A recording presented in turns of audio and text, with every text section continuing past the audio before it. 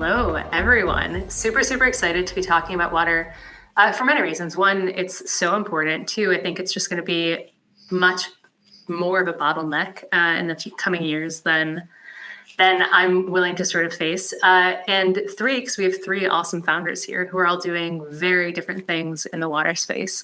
So we have Craig Kasberg, who is at Tidal Vision. We have Brian Sheng at Aquaria, and we have Robert Bergstrom at OceanWell.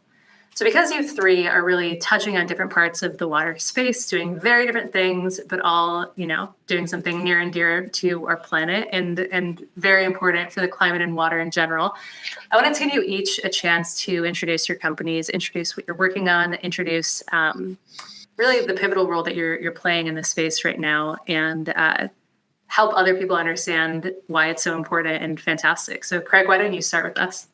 Sure. Yeah. So I'm Craig Kasberg. I'm the co-founder and CEO at Tidal Vision. We're an industrial biotech company specializing in integrated biomolecular solutions that allow the treatment of water to be done far more efficiently and agriculture production to be done far more profitably. We specialize in one biopolymer, a derivative of chitin, the second most abundant biopolymer on Earth.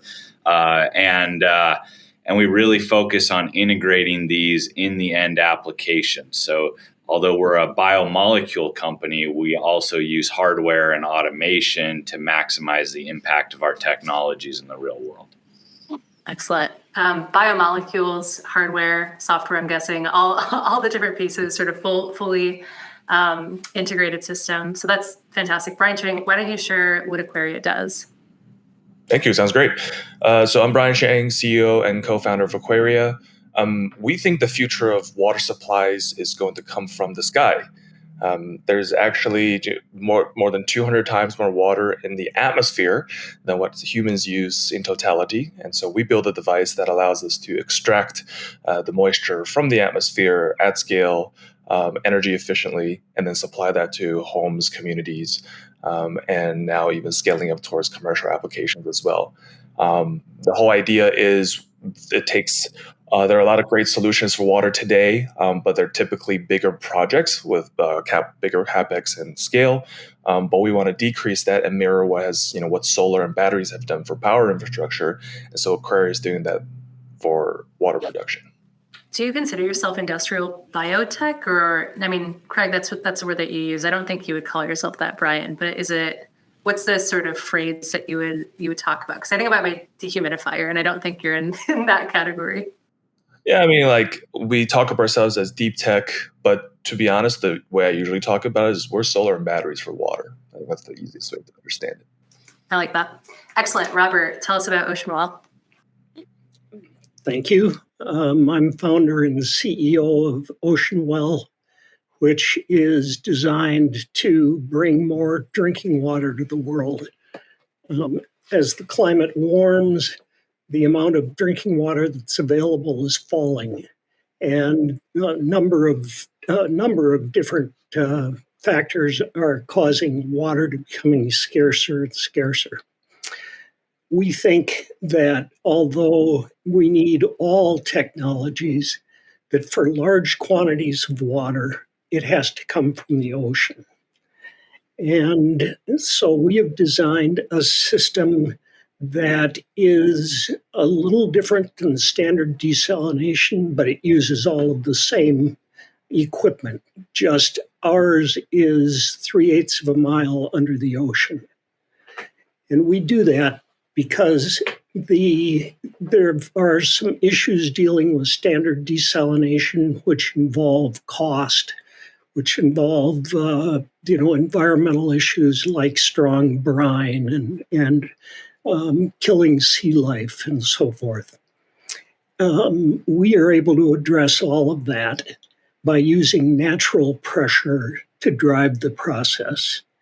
And as a result, we are able to generate a very mild brine that is not harmful.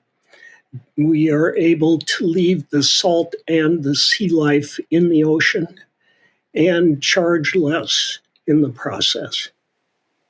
Excellent. And that charging less piece is what we're going to go into. So One note, though, before I go into that question, you all are in this sort of clean water or water, scarcity to abundance space, right? All in different ways. Craig, I think the biopolymer, obviously in clean water and agricultural sort of applications. Brian, and this sort of distributed water as a resource or distributed water resource space. And then Robert on desalination, right? And providing more clean water. And so that's one through line at least. But I think another through line is that each of you is in some way with your technology changing the economic logic of water. And we can talk about where water is today and how it's economically thought about and where, you see it going or where it is going right now. But there's some, part of the water solution and the water space that makes me think that, if we think about clean energy and how it was able to be investable and scalable over the last decade, we're seeing maybe a similar sort of financial innovation era for water, right? And so my question to each of you actually, given your different solutions, but that all of you are economically viable in different ways, I want to learn more about what you've learned about making climate resilient water investable and scalable. And we're gonna go backwards this time. So Robert at OceanWell, you've got those deep sea pressure water farms. They produce fresh water. It's a fascinating sort of way to desalinate. I'm curious what you think about the economics of it. Well, the economics of the process is separate from the economics of the financing of it. I'll leave the economics of the process with just one thought, and that is we are doing something that requires 40% less energy. And as a result, we save quite a bit of money on electricity. But as far as financial innovation, which I think is a great question that you ask, and coming from the viewpoint of seawater desalination, it's really important because these are really large financings. They're 50 million to 5 billion. And right now, every one of every part of every project needs to be underwritten individually. It's all custom, and that's inefficient. And we plan to do a lot of these. So our goal is a much more efficient, high certainty process for the lender and the developer and the client for the water. So for efficiency, we need to be as standardized as we can be. You need a standardized product. You need a product that performs the same way every time, which deals with the operator, and standardized credit qualifications. We don't have that today. Big water infra like ours is a one-off every time. Different engineers specifying different equipment, different processes, and unique configurations. If you think about it in home building terms, everything is a custom home and everything is stick built on site. Second, the investors that you're dealing with, all of them have different underwriting rules and biases, which is a recipe for disappointment for people in the process. It slows it down, it adds uncertainty. And third, the project operators are all different, which affects success. And finally, the counterparty risks are different. So today we've got a pretty inefficient process. It's costly, a lot of second and third guessing, sometimes fourth, and fuzzy underwriting rules. So we hope to change that. Our vision is to use standardized desalination modules built in a factory, which is designed to reduce the product risk. We're going to operate these ourselves to give a consistent track record to the lender, reducing operation risks, an agreed upon credit underwriting ratio, where when risk goes up, loan to value goes down. We'll be working with a small group of lenders so that we can continually become a team, if you will. One developer, which will be us, so we can build trust. And that is going to be a much more efficient system. It's the work of a number of years. And when we get this financial machine operating, it's going to allow for a much more efficient investment and scalability. And that's going to benefit everybody involved in the mission of making more water for the world. Thank you. No, thank you. What I was going to come in and say is that I think there's a lot of parallels with solar, for example. The soft cost of solar more than half of the cost of solar, right? I think almost 3/4 of the cost of solar.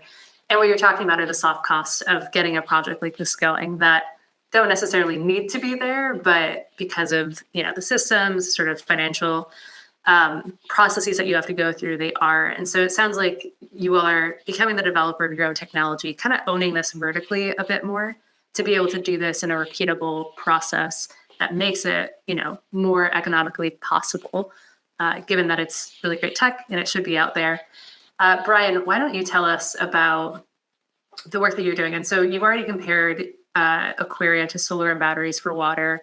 Solar and batteries are much more investable and scalable these days than they were back in the day. And so how do you think about this moment of making what you're working on investable and scalable for the sort of distributed water space?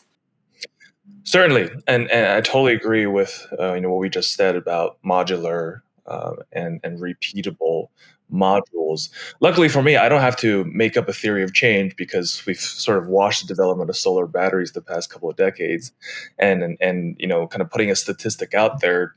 2024, more than 70% of new global power generation came in the form of solar PVs. But it's flexible. It's you can put it almost anywhere, and of course over time that cost has come down to reach parity and get lower and lower. And so I think that's how we think about the financial engineering and the value proposition of our approach is that we do have that flexibility, giving water production that larger size, smaller size flexibility. Today, for example, our modules range from something that you can plug in right into your house to supporting the entire water system of a single family home, all the way to 40-foot containers that can produce 10,000 plus gallons per day. Now, of course, that's still much smaller than typical larger water size project, but that's the entire point, is that we're following that flexibility so that your CapEx can range from thousands of dollars to tens of them, if not 6 digits, 7 digits, etc. And as we do that, then we're also taking down the cost of water production by plugging in to existing, let's say, solar resources, balancing the grid. A lot of the natural movement of kind of the trends of more abundant power, we can also tap right into that, again, because of the flexibility of the location of our deployment. So I think it's two different arrows pointing in opposite positive directions, one with energy crisis becoming a lower and more abundant, and Aquaria's ability to tap into that while decreasing the cost of our technology over time, all with the same playbooks of financial engineering behind it as well, meaning we actually also created the first, air water loan, if you will, the first federal loan that allows homeowners to adopt our technologies for $0 down, kind of again like the early solar loans that catalyzed that. So we're following a lot of the same playbooks to make that happen. Were you saying that for the energy that you need to use for Aquaria, you're also able to use solar and battery, given that it's modular, you can place it in different places? Was that part of your response? Correct. Yes, that's correct. Yeah, I think another point. So be modular, be repeatable. Those are some things that are clearly rising to the surface. Another is this water energy nexus, right? So Robert, you said you guys can desalinate with 40% less energy. Brian, you're thinking about the cost of energy and where you're placing Aquaria. I think this sort of intersection of the amount of water it takes to create energy, the amount of energy it takes to create water is bubbling up as a theme as well. Craig, tell us more about how you think about this generally at Tidal Vision, again, when it comes to making climate resilient water systems scalable and investable. Yeah, I think we come at it from a completely different lens. I think both Brian and Robert are focused on water production in really innovative and unique ways. We're on the water treatment side. So I think one of the things when you look at water is, I think it's a misnomer to talk about a water treatment industry. The reality is consumers need water, communities need water. Every single industry that produces the goods and services necessary for sustaining humanity need water and water treatment going into their factories, process water in their factories, effluent leaving their factories, all needs to be treated once, twice, or three times for literally everything. So our approach is very different. There has not been a significant breakthrough in the chemistry, which is the largest part of the OpEx of water treatment. So if you're in the business of just distributing traditional water treatment chemistries, you typically think about your business in volumes and price. And it's the same tools that have been used for the last 70, 100 years. We've come in with not just a displacement for traditional coagulants, but one that lowers the total cost of operation by 50 to 90%. And companies that operate water treatment facilities think about the total cost of operations. They don't think about the volumes of the chemicals and the price of those chemicals. Their job is to lower those total costs of operations. And that's what we're doing. And we're doing it for three very different markets in water. So we have three different commercial teams. One that focuses on high organic industrial, so primarily food and bev. One that focuses on power plants, because power generation is the second biggest consumer of water, only behind agriculture production. And then our third is our stormwater and environmental water, where the water needs to be treated. It's already contaminated and it needs to be discharged into the environment. And the environmental benefits of our product, that was the first market we entered because of that. And then as we reached our next scale, we were able to get into the larger wastewater and industrial applications. So. Awesome. So Brian and Robert create more fresh water. You create more clean water. Either way, we get more clean, fresh water, which is great. And I think, lowering the cost, you all have mentioned this in different ways. And I think just going back to the three spaces that you focus on, Craig.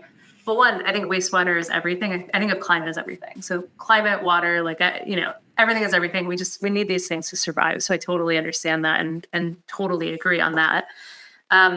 Industrials, food and bev, agriculture is the first and also the biggest user of water. So your first customer. Power plants, again, that water energy nexus, the amount of water it takes to create energy and vice versa. That as your second one, and then stormwater. So that makes a lot of sense that you'd want to think about wastewater there. There's an emerging theme, two themes, well, many themes that I'm sort of looking at. So the modular, repeatable, I think that's something that we can talk more about, sort of the cost savings.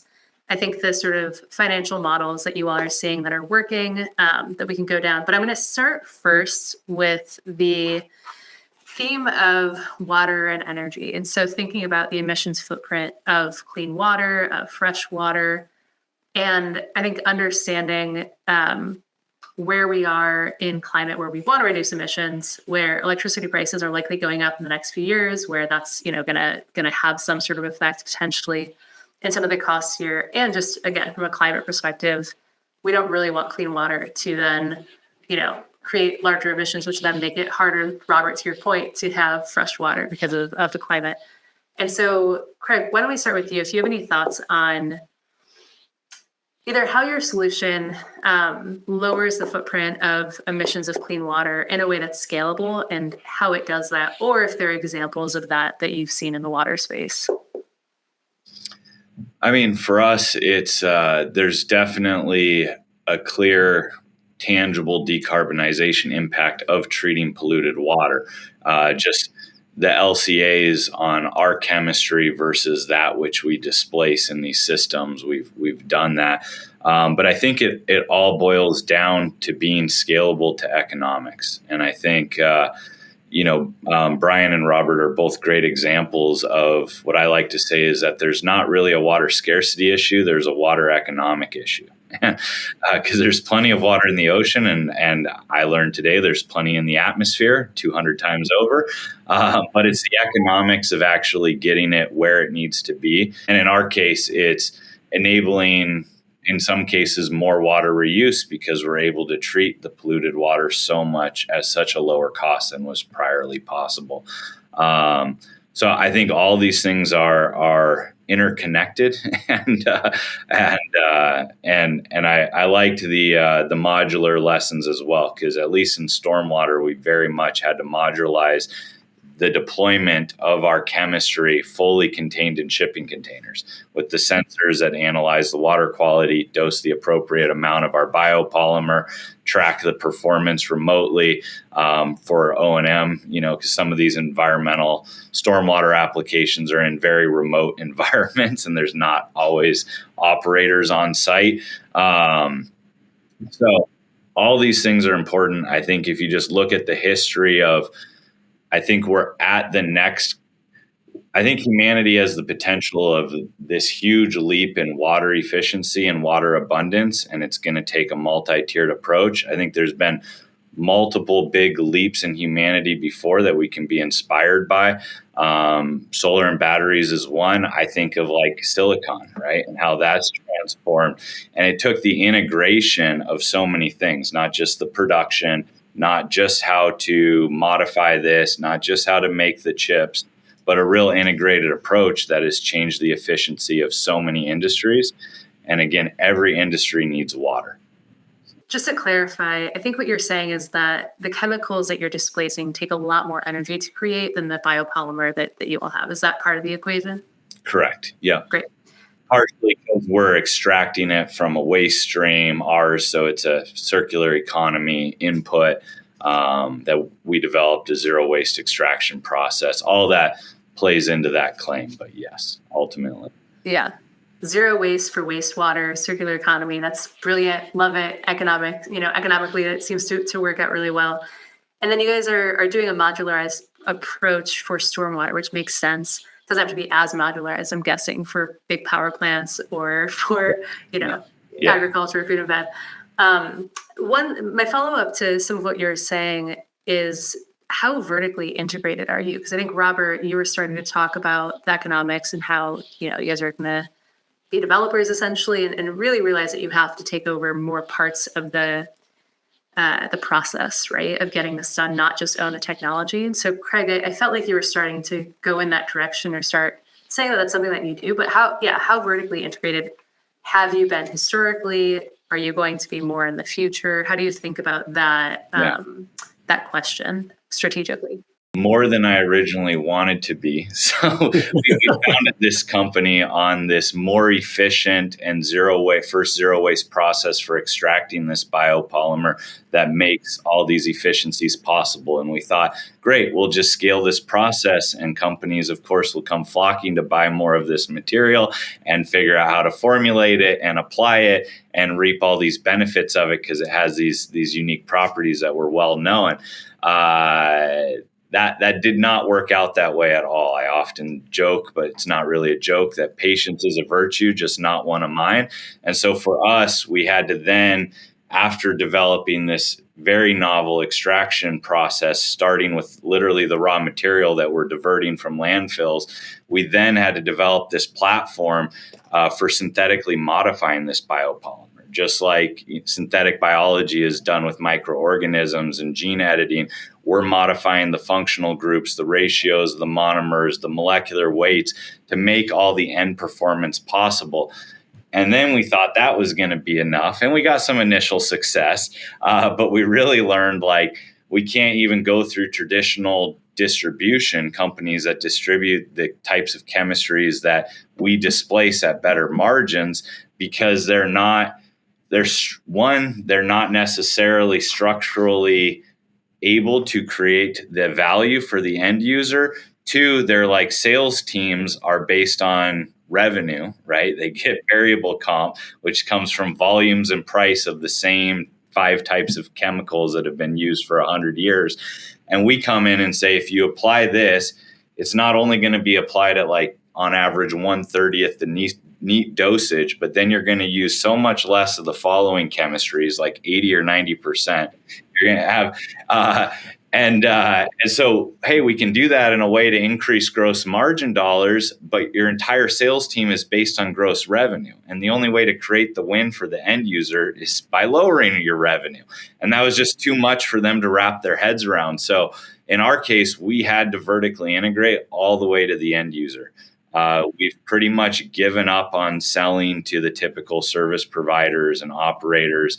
We've tried educating them on how to use our technology, showing them case studies, but it just every part of it is just not set up with how they operate. And so yeah, we've had to all the way vertically integrate. Our customers are the power plants, are the companies making the food products and the beverage products, are the ones who have some sort of stormwater that needs to be treated. So. Mm-hmm. And I'll give you a shout, Brian and Robert, you might just shout out yourselves, but because I don't have all the stats on your companies, but Craig, you guys told me that your company has over 300 employees, growing 100% year over year, and have over 800 customers, which is impressive if they're larger customers. I mean, it's impressive regardless, but those are some, larger customers. And what struck me is that, one, the incentive system for selling to the service providers just didn't work. And that's counterintuitive, right? Like that's something that you've had to learn by doing,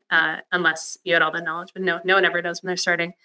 And two, you've got this circular economy company and you're building your own circular sort of system where you're like, doing the wastewater selling it. Like you've got to sort of do that full system model. So I think that's great. But Brian, I'll go to you if you had any thoughts. And the question was essentially thinking about the water energy nexus and the idea of lowering the carbon emissions or the emissions footprint of clean water, of fresh water in a scalable way. And so, you already talked about setting up Aquaria modules or systems with clean energy, for example, and being able to do that at the source. Are there other things that you think about when it comes to lowering the emissions or lowering maybe the climate impact of what you guys are building?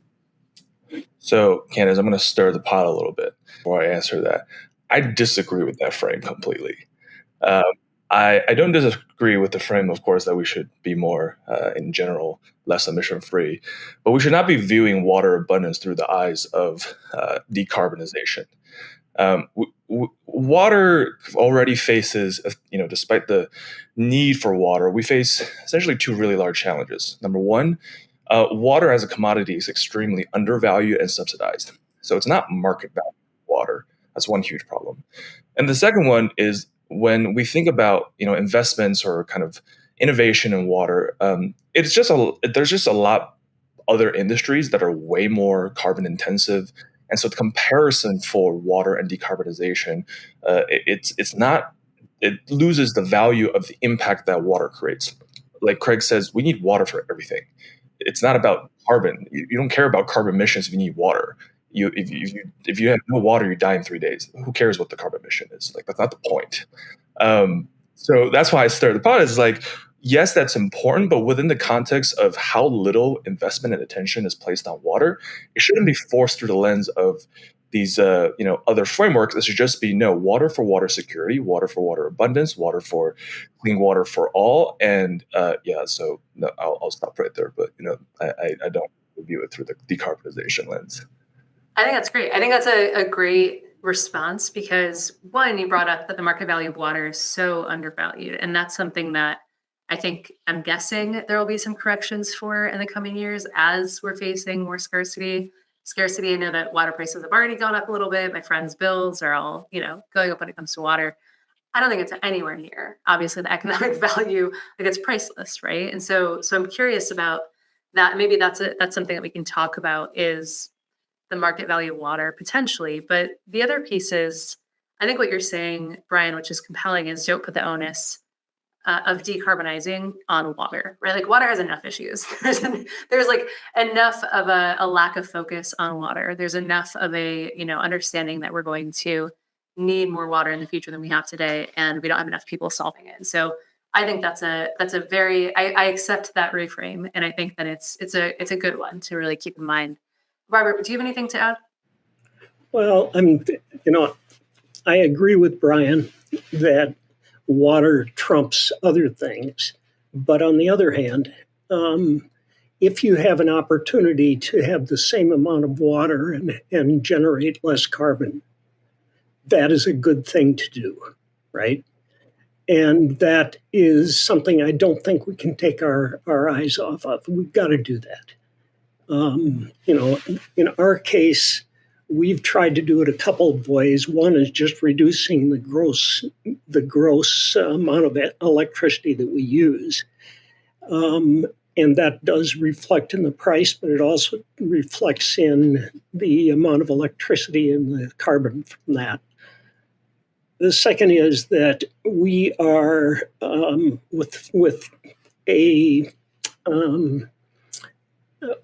that big of a reduction. Suddenly, our industry, and we do use a lot of electricity. I mean, it's just because the amount of water that we generate is so great. Becomes in reach of solar, and it hasn't historically been. So that is another advantage from a CO2 point of view. And finally, to the extent that we can make our systems work in a demand response manner, which the desalination industry is not set up for that. An onshore desalination plant, you do not want to shut it off for any reason. And it is, so we have designed ours so that we can do instantaneous demand response without damaging the system. So, yeah, I agree. Water is 3 days. I mean, after the third day, you don't care too much about CO2. But if you can do it, it's worthwhile doing. And we're trying to do that. Excellent. Thank you for that answer. I'm going to do very rapid fire, and I'm going to hold you all to like 30-second responses. Note that the first one is going to be a last sort of counterintuitive thing that you learned and you want to pass on to the audience.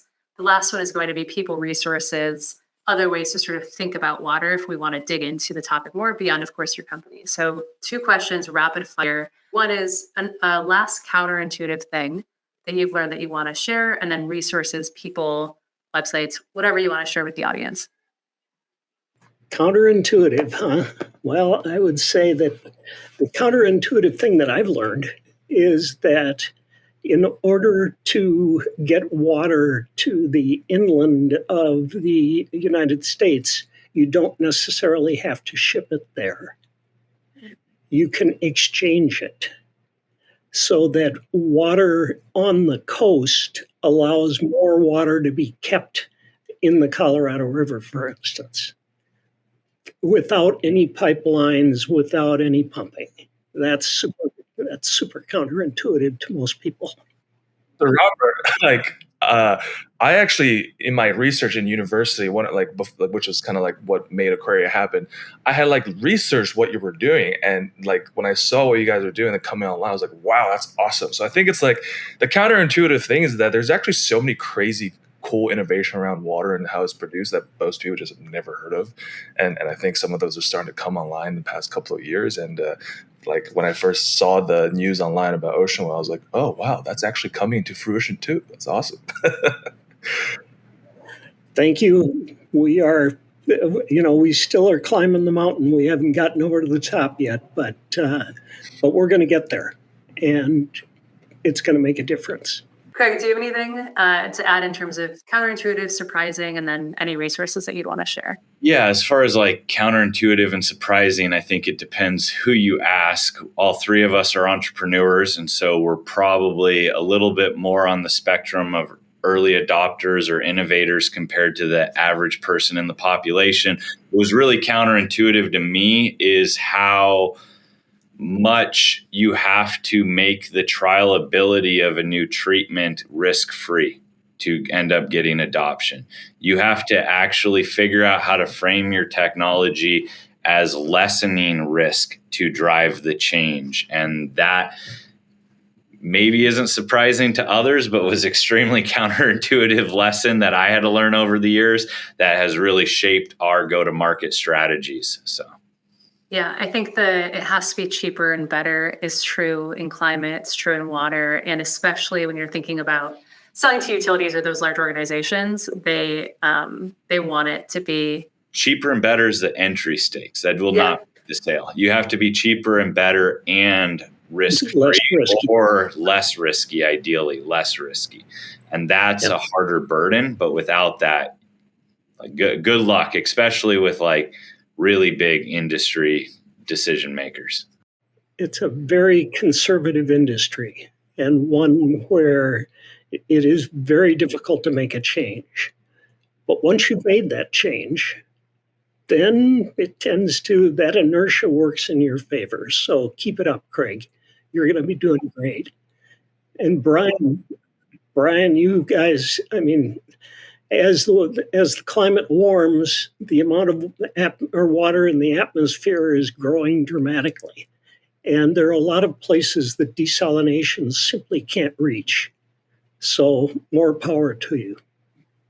Thank you, Robert. I think that's an awesome place to end. And Robert, I think we would all say the same thing back to you with OceanWell. We need what you're doing, and we're excited about what you're doing. So thank you, everyone, for being here. Craig, Brian, Robert, I learned a ton. I'm really excited about the solutions and can't wait to keep up with all you're doing. It's been a pleasure. Thank you.